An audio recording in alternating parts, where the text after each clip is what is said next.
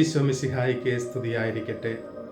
നാം നമ്മുടെ ജീവിതത്തിൽ ഒരുപാട് പ്രാർത്ഥിക്കുന്നവരാണെങ്കിലും എപ്പോഴെങ്കിലും നമ്മുടെ പ്രാർത്ഥനയിൽ നമുക്ക് മടുപ്പ് തോന്നിയിട്ടുണ്ടെങ്കിൽ അതിൻ്റെ പ്രധാനപ്പെട്ട കാരണം എന്തെന്ന് ചോദിച്ചാൽ നാം ആഗ്രഹിക്കുന്നത് പോലെ നമ്മുടെ ആവശ്യ നേരത്ത് ദൈവം പ്രവർത്തിക്കാറില്ല എന്നൊരു ചിന്തയായിരിക്കാം.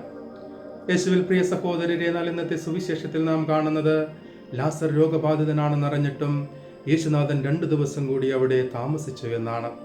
ഈ വചനഭാഗം നമ്മെ ഓർമ്മിപ്പിക്കുന്നത് നാം പ്രാർത്ഥിക്കുമ്പോൾ ഉടനെ ലഭിക്കുന്ന അനുഗ്രഹത്തെക്കാൾ കൂടുതൽ നാം പ്രത്യാശയോടെ കാത്തിരിക്കുമ്പോൾ 10 മടങ്ങ് അനുഗ്രഹം നമുക്ക് ലഭിക്കുമെന്ന സത്യമാണ്. കാരണം യേശുനാഥൻ അപ്പോൾ തന്നെ ചെന്നിരുന്നുവെങ്കിൽ ലാസറിന് ലഭിക്കുക ഒരു രോഗസൗഖ്യമായിരുന്നെങ്കിൽ, കാത്തിരുന്നപ്പോൾ ലാസറിന് ലഭിച്ചതാകട്ടെ മരിച്ചവരിൽ ഉയർപ്പിക്കപ്പെടുക എന്ന അമൂല്യമായ അനുഗ്രഹമാണ്. പലപ്പോഴും ഈ ബോധ്യം നമ്മുടെ ജീവിതത്തിൽ ഇല്ലാതെ പോകുന്നത് കൊണ്ടാണ് നാം പ്രാർത്ഥിക്കുന്നത് ലഭിക്കാതെ വരുമ്പോൾ നാം പ്രാർത്ഥനയെ മടുക്കുന്നവരാകുന്നതും ദൈവത്തെ ഉപേക്ഷിക്കുന്നവരായും മാറുന്നത്. സങ്കീർത്തനങ്ങളുടെ പുസ്തകം 27 അധ്യായം 14 വാക്യത്തിൽ നാം വായിക്കുന്നു, കർത്താവിൽ പ്രത്യാശ അർപ്പിക്കുവിൻ, ദുർബലരാകാതെ അവിടുത്തെ കാത്തിരിക്കുവിൻ. വിലാപങ്ങളുടെ പുസ്തകം 3 അധ്യായം 25 വാക്യത്തിൽ നാം വായിക്കുന്നത്, കർത്താവിനെ കാത്തിരിക്കുന്നവർക്ക് കർത്താവ് നല്ലവനാണ്. ഈ വചനഭാഗങ്ങൾ നമ്മെ ഓർമ്മിപ്പിക്കുന്നത് നാം പ്രാർത്ഥിക്കുമ്പോൾ ഉടനെ ഉത്തരം ലഭിക്കുന്നതിനേക്കാൾ കൂടുതൽ നാം കാത്തിരിക്കുമ്പോഴാണ് നാം അനുഗ്രഹിക്കപ്പെടുന്നത് എന്ന സത്യമാണ്. കാരണം നമുക്കെന്താണ് കൂടുതൽ ആവശ്യമെന്ന് നമ്മേക്കാൾ കൂടുതൽ അറിയുന്നത് നമ്മുടെ ദൈവത്തിനാണ് എന്ന സത്യം നാം മറന്നു പോകരുത്. വിശുദ്ധ വേദപുസ്തകത്തിലൂടെ നാം കടന്നു പോകുമ്പോൾ ഇസ്ഹാക്കിനെ അബ്രഹാമിന് വാഗ്ദാനം ചെയ്തിട്ടും അബ്രഹാം ആ കുഞ്ഞിന് വേണ്ടി കാത്തിരിക്കേണ്ടി വന്നത് 25 വർഷമാണ്.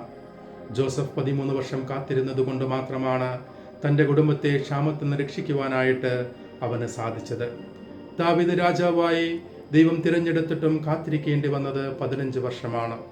ഈ വചനഭാഗങ്ങളെല്ലാം നമ്മെ ഓർമ്മിപ്പിക്കുന്നത് നാം കാത്തിരിക്കുമ്പോഴാണ് നാം കൂടുതൽ അനുഗ്രഹം പ്രാപിക്കുന്നത് എന്ന സത്യമാണ്.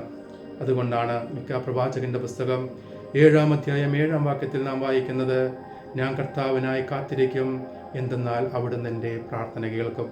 പലപ്പോഴും ഈ ഒരു ബോധ്യം നമ്മുടെ ജീവിതത്തിൽ ഇല്ലാതെ പോകുന്നത് കൊണ്ടാണ് നാം പ്രാർത്ഥിക്കുന്നത് ലഭിക്കാതെ വരുമ്പോൾ നാം ദൈവത്തെ മറക്കുന്നവരായും പ്രാർത്ഥനയെ വെറുക്കുന്നവരായും മാറുന്നത്.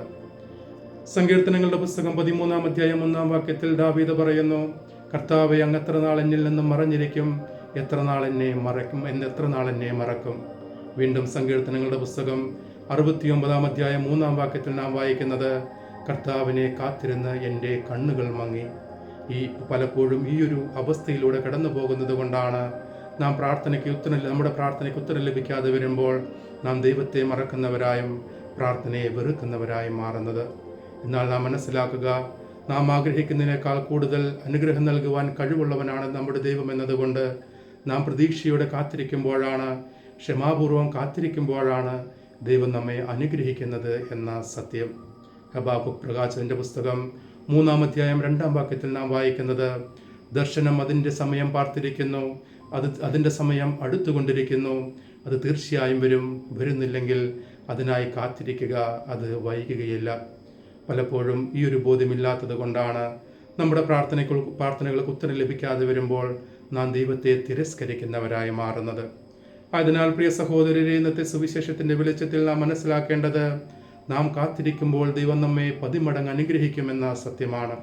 ഈ ഒരു ബോധ്യത്തോടുകൂടെ നമ്മുടെ പ്രാർത്ഥനയിൽ മടുപ്പ് തോന്നാതെ പ്രതീക്ഷയോടെ ദൈവത്തെ കാത്തിരിക്കുവാൻ നമുക്ക് പരിശ്രമിക്കാം.